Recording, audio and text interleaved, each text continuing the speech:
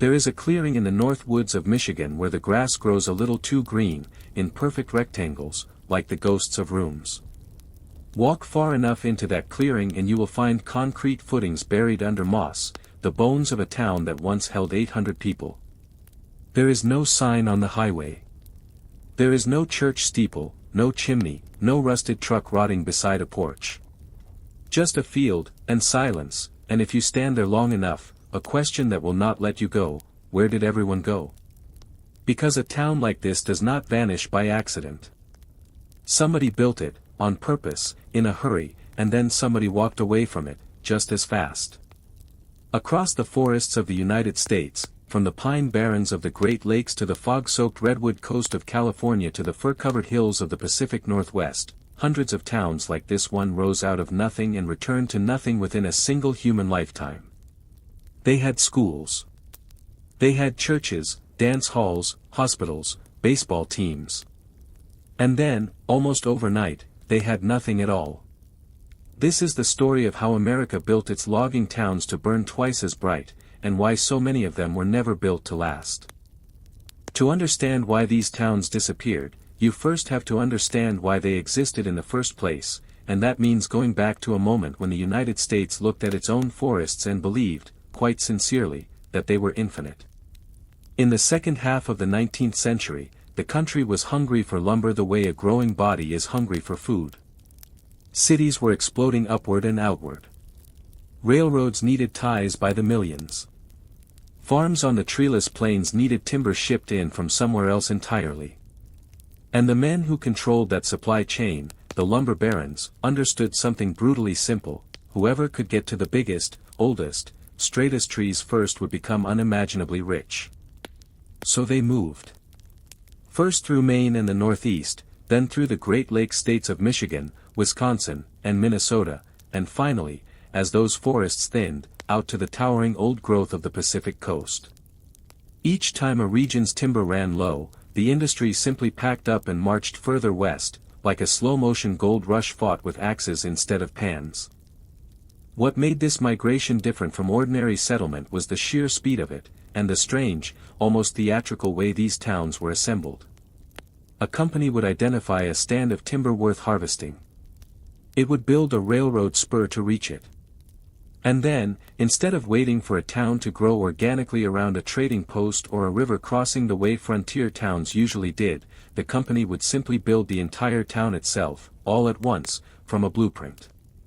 Houses, a general store, a school, sometimes even a hospital and a movie theater, all constructed in a matter of months, all owned by the company, all rented back to the very workers who were cutting down the forest around them. It was efficient. It was also, by its very design, temporary. Because the company town existed for exactly one reason: to house the labor needed to cut down a finite number of trees. And when those trees were gone, there was, by definition, no reason for the town to exist anymore. Two inventions, patented within a year of each other in the early 1880s, made this entire migration possible in the first place. One was a steam-powered winch known as the donkey engine, which let crews drag felled trees out of terrain far too steep and rugged for oxen teams to reach. The other was a specialized locomotive with geared wheels, capable of climbing grades and taking curves that would have derailed a conventional train. Together, these two machines cracked open millions of acres of forest that had simply been unreachable before, land too far from a river or too steep for horses to work safely. Suddenly, an entire mountainside of timber that had stood untouched for centuries could be logged, loaded, and shipped out inside of a single season. It is hard to overstate how radically this changed the pace of destruction.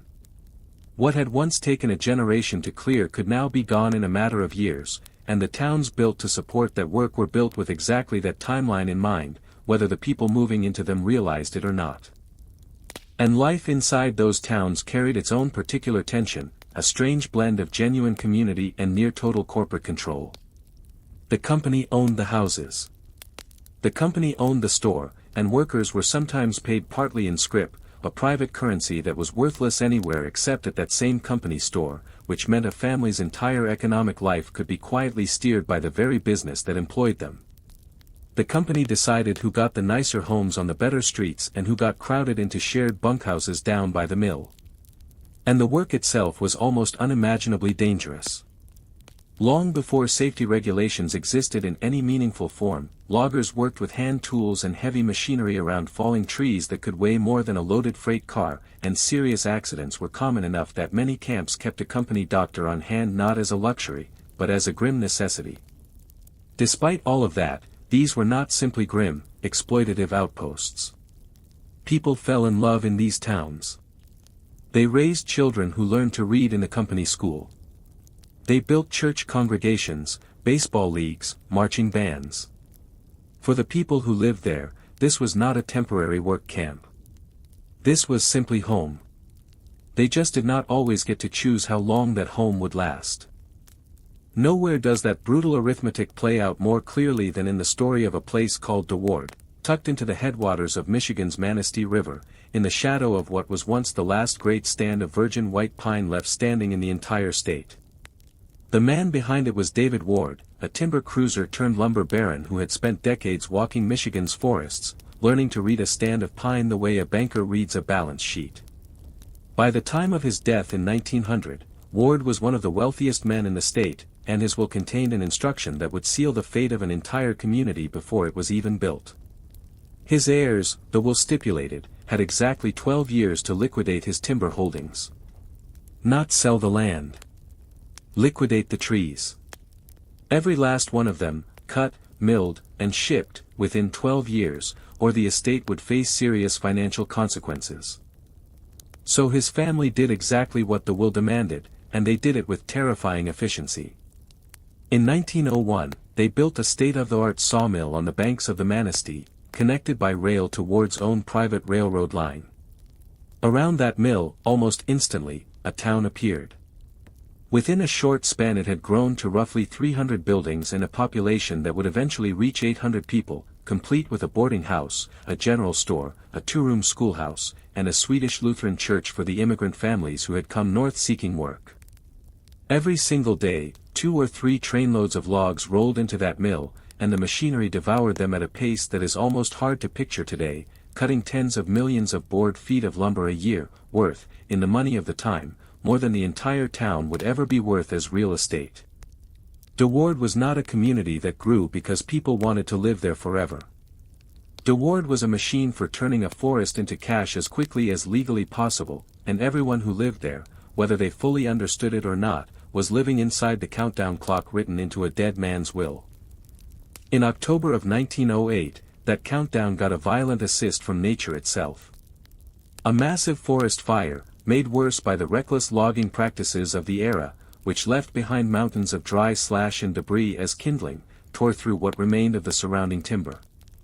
It was the kind of disaster that, in hindsight, feels almost inevitable, the direct consequence of an industry that clear-cut faster than the land could absorb the damage.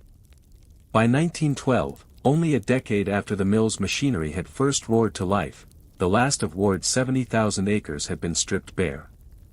There was nothing left to feed the sawmill. So the company did what these companies always did. It dismantled the mill, piece by piece, and shipped the machinery away to be rebuilt at another ghost town in the making, further north near Lake Superior. Most of the workers left within weeks. But a handful of families lingered, holding on to the only home some of them had ever known, farming small plots in the cutover land, watching the forest they had helped destroy slowly, stubbornly, begin to grow back around them.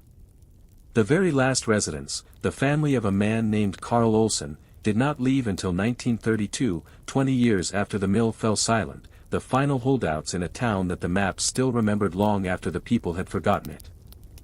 Today, if you drive the back roads between Gaylord and Grayling, Deward is still marked on some county maps, a small dot with a name attached to absolutely nothing. There are no buildings left standing at all. What you find instead, if you know exactly where to look, are a few crumbling concrete foundations near the riverbank, and beneath them, older still, the ancient stumps of the white pines that made this place, cut so long ago that trees have now grown up through the rot of the very stumps that killed their ancestors. It is, in a strange way, one of the most complete ghost towns in America, not because it is the most dramatic, but because it left behind almost nothing at all.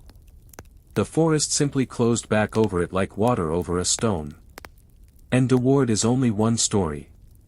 The exact same pattern, the same 12-year arithmetic of boom and total collapse, was about to repeat itself 2,000 miles away, on the opposite coast, among trees so massive that early loggers described them like something out of mythology.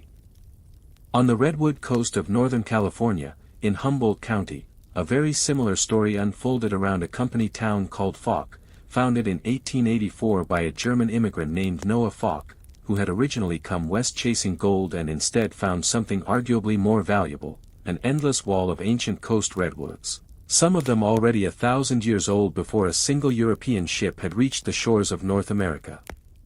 Falk built his mill along the Elk River and, just like the men behind Deward, he built an entire town to go with it. At its peak, roughly 400 people called Falk home, workers and their families packed into a cluster of company houses, with a cookhouse feeding the loggers, a general store extending credit against future wages, and on Saturday nights, an orchestra hauled in from the nearby town of Eureka to play in the community dance hall, the one night a week when the exhausting rhythm of 12-hour shifts, 6 days a week, finally broke. Life in a town like Falk was, by almost every account, extraordinarily hard, and extraordinarily narrow. The men spent their days felling trees that could be wider than a city street is long, using axes and crosscut saws before steam-powered equipment took over the heaviest work, hauling logs that weighed as much as a freight train down to rail lines that carried them to the coast. The women of the town, meanwhile, kept gardens and livestock to stretch the family budget, because company town wages, paid out in scrip that could often only be spent at the company store, rarely left much room for savings. And for 50 years, this arrangement held, an entire redwood empire quietly propping up a town most Americans would never hear of. But redwoods, however massive, are not infinite either, and neither is a national economy. When the Great Depression tightened its grip on the country in the 1930s, demand for lumber collapsed along with everything else, and in 1937, the mill at Falk shut its doors for good. A dozen or so residents stubbornly hung on into the 1940s, refusing to accept that the town was finished. But by the 1950s, Falk had become, in the truest sense of the word, a ghost town, its buildings looted first by bottle hunters searching the ruins for antique glass, and later occupied briefly by squatters before nature finished the job the Depression had started. There is something almost eerie about how closely these two stories rhyme, a lumber baron's fortune in the upper Midwest and a gold rush immigrant's fortune on the Pacific coast, separated by 2,000 miles and half a century, both ending the exact same way, a company town built around a countdown, and a depression or a depletion that finally hit zero. But not every logging town in America met the same fate, and to understand that, we have to travel north, up the coast, into the misty hill country of southwestern Washington state, to a town that would become known, quite literally, as the largest logging town on earth, and whose story takes a turn that neither Deward nor Falk ever got the chance to take. In 1923, the Long Bell Lumber Company, a timber empire that had already clear-cut its way across Kansas, Louisiana, and Texas before turning its attention to the towering old-growth forests of the Pacific Northwest, sent a company man named William Ryder out to the hills of what is now Cowlitz County to scout for the company's next great timber source. What Ryder found convinced Long Bell to do something unusually ambitious. Rather than build a rough logging camp of temporary bunkhouses for single men, the way most operations still did, Long Bell decided to build an entirely new kind of town, a permanent feeling community designed to attract loggers with actual families, men who would put down roots instead of drifting from camp to camp. They spent $1.5 million, an enormous sum for the era, and at the time, the largest community ever built entirely with private money in the United States. They named it Ryderwood, after the man who had found the timber. Ryderwood was, by the standards of a logging camp, almost luxurious. Real single-family homes instead of shared bunkhouses. A proper school. A church. A theater showing the latest pictures from Hollywood. A hospital, staffed and equipped, an extraordinary amenity for a town built entirely to support one industry. At its peak in the late 1920s, roughly 2,000 people lived there, making it, for a time, the third largest town in the entire county, complete with its own high school and a sister town, Longview, built simultaneously downriver to mill and ship out everything Ryderwood's loggers cut. Both towns even shared the same basic layout of amenities, a mercantile, a community hall, a hotel, though Prohibition-era rules meant that despite all the hard-drinking reputation of logging camps in popular imagination, liquor was officially unavailable in either place. For nearly 3 decades, the trains ran, the mill screamed, and an entire self-contained world hummed along in the Washington rain, largely unnoticed by the rest of the country, its children growing up thinking that a town built entirely around cutting down trees was simply what a normal childhood looked like. But the same clock that had doomed Deward and Falk was ticking here too. Old-growth timber, no matter how vast a forest first appears, is a resource you can only cut once. Combine that hard biological limit with a wave of new mechanized harvesting equipment that lets smaller crews cut timber faster than ever before, and by the early 1950s, Long Bell's accountants could see exactly what was coming. The trees, and the jobs that depended on them, were running out. By 1953, the transformation was nearly complete, and one of the town's own historians would later describe it bluntly: the loggers and the logs were essentially gone, and crews had already begun tearing sections of the town down for salvage. This is the exact moment where most company towns in America simply ended: another Deward, another Falk, another dot on a map with nothing left to show for it. But Ryderwood's story took an unexpected turn. Rather than let the whole town be demolished and abandoned outright, Long Bell sold the entire town site, for a mere $96,000, to a Los Angeles real estate developer with an unusual idea. Instead of tearing the houses down, why not sell them, as they stood, to retirees looking for an affordable, peaceful place to spend their final years? It was, at the time, a genuinely novel concept, one of the earliest planned retirement communities in the entire country, built not from scratch, but out of the bones of a dying logging town. And it worked.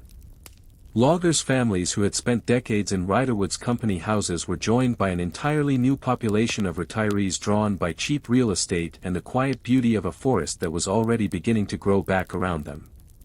Reunions of the original logging families have continued nearly every single year since 1954, some attendees traveling from as far away as North Carolina just to walk the streets their grandparents once called home. Today, Ryderwood survives with a population in the low hundreds, its historic homes still standing, its old theater and community hall still in use, a town that likes to describe itself, quite accurately, as having 2 entirely separate histories folded into one small footprint of Washington hillside. It is proof that the ending written into every company town's founding paperwork was not always the ending that actually happened, but Ryderwood remains the exception, not the rule. Because for every Ryderwood, there are dozens upon dozens of towns across Washington and Oregon alone that simply vanished the way Deward and Falk did.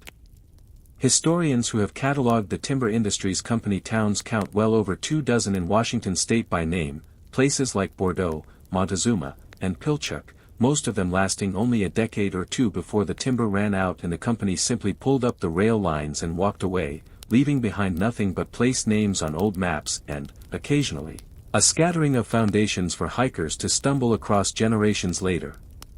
In Oregon, more than 35 separate company towns sprang up during the same boom, at a time when the timber industry accounted for well over half of all payroll income in the entire Pacific Northwest. It is difficult to overstate just how completely this single industry shaped, and then reshaped, the human geography of an entire region of the United States. What finally killed off the era of the classic logging company town was not any single event, but a slow convergence of forces that had been building for decades. The most obvious was simple depletion. Old-growth forest, the kind of towering, centuries-old timber that first drew these companies west, does not grow back on any human timescale. Once it is gone from an accessible area, it is gone for good, at least within the working lifetime of the people who cut it. Mechanization compounded the problem, because chainsaws, diesel-powered log skidders, and eventually massive feller bunchers allowed smaller crews to harvest timber far faster than the armies of axemen who had built these towns in the first place, which meant fewer families were needed to keep a mill running, and fewer families meant a shrinking tax base and a dying school. The Great Depression delivered a gut punch to demand right in the middle of this transition, closing mills, like the one at Falk, that might otherwise have limped along for another decade or two. And starting in the second half of the 20th century, a new force entered the picture entirely, growing public concern over the environmental cost of clear-cutting old-growth forest, which eventually led to major restrictions on logging in federally protected land, restrictions that, love them or hate them, permanently changed the economics of an industry that had spent a century assuming the forest would simply keep giving. What is left behind, in town after town, is a strange and quiet kind of monument. Not a monument built on purpose, the way a statue or a plaque is built on purpose, but an accidental one, made of concrete foundations reclaimed by moss, of rusted rail spikes buried in pine needles, of stumps so wide that a grown man can lie down across them and not touch either edge. These places tell a story that is uniquely American, a story of staggering ambition and staggering waste happening in the very same gesture, of towns built to last generations that instead lasted a decade, of forests that took 500 years to grow and 5 years to disappear. And yet, walk through Deward today, or the site of Falk, or dozens of other places just like them scattered from Maine to California, and you will notice something else too.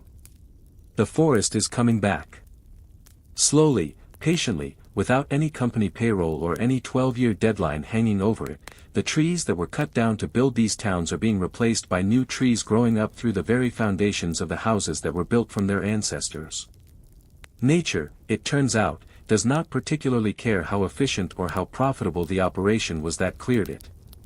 Given enough silence and enough time, it simply grows back over everything, including us. That is, in the end, the real story these forgotten towns tell. Not just a story about lumber prices or company ledgers, but a story about how quickly something built by thousands of human hands, filled with schools and churches and Saturday night dances, can be swallowed whole by the same wilderness it was built to conquer, once the reason for building it disappears. Ryderwood managed to write itself a second chapter. Deward and Falk did not get that chance.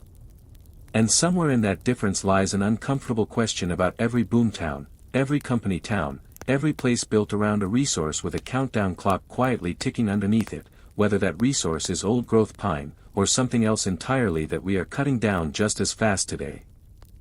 If your own family has roots in one of these vanished logging towns, or in a company town like them anywhere in America, what stories did your grandparents or great-grandparents pass down about the day the mill finally went silent, and would you have stayed, or would you have been the first one out the door?